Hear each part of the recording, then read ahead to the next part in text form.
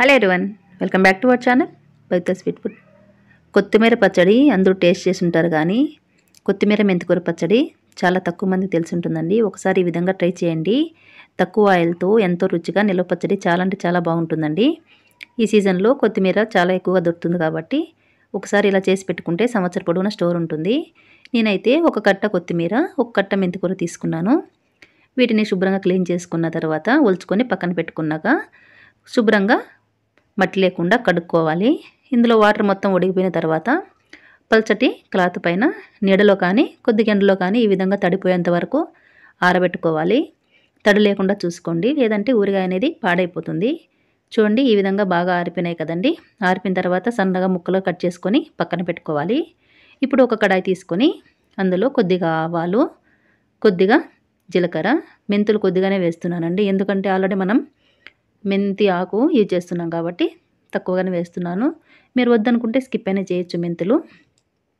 వీటిని అయితే ఈ విధంగా బాగా ఫ్రై చేసుకొని చల్లారిన తర్వాత మిక్సీ జార్లోకి తీసుకొని మెత్తగా పొడిలాగా చేసుకొని మసాలా అయితే పక్కన పెట్టుకోవాలి. ఈ విధంగా మెత్తగా ఉండాలి. ఇప్పుడు అదే కడాయిలో కొద్దిగా నూనె పోసి మనం సన్నగా తరిగి పెట్టుకున్న మెంతి కూర ఇంకా కొత్తిమీరను కూడా వేసుకొని ఫ్రై చేసుకోవాలి.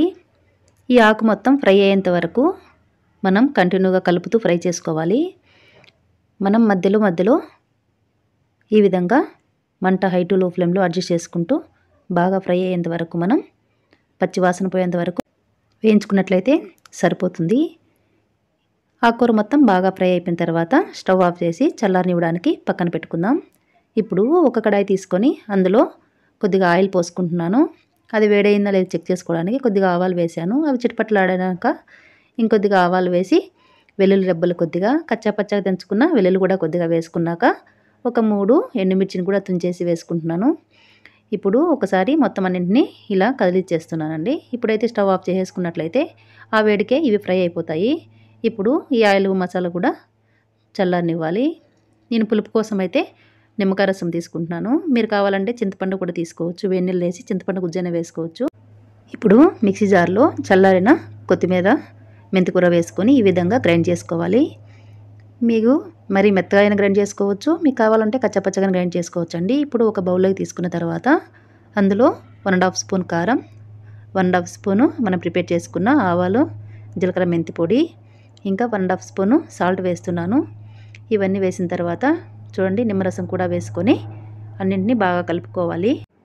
ఈ విధంగా అన్నింటినీ బాగా కలుపుకున్న తర్వాత మనం కావాలనుకుంటే ఉప్పైనా కారమైనా అండి మన అన్నంలో కలుపుకొని చెక్ చేసుకోవాలి. ఇప్పుడు చూడండి, ఎంత బాగా మిక్స్ అయిన తర్వాత మన పోపు కూడా చల్లారిపోయింది కదండి, అది కూడా వేసేసి మనం మిక్స్ చేసుకోవాలి. ఇది మరీ మునిగే అంత ఆయిల్ అయితే అవసరం లేదండి. కరెక్ట్గా కొద్దిగా వేసుకున్నా సరిపోతుంది. పాడైతే అస్సలు అవ్వదు. మీరు కనుక ఉప్పు తక్కువ ఉందనిపిస్తే ఒకసారి అన్నంలో కలుపుకొని చెక్ చేసుకుంటే సరిపోతుందండి. ఇంకా మంచి మంచి పికిల్స్ అయితే మన ఛానల్లో ఉన్నాయండి. డిస్క్రిప్షన్లో లింక్ ఇస్తాను, అవి కూడా ట్రై చేయండి. చాలా అంటే చాలా బాగుంటాయి.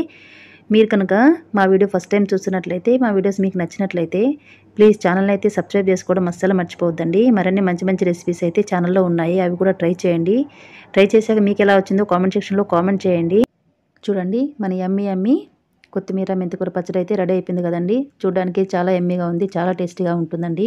Thanks for watching.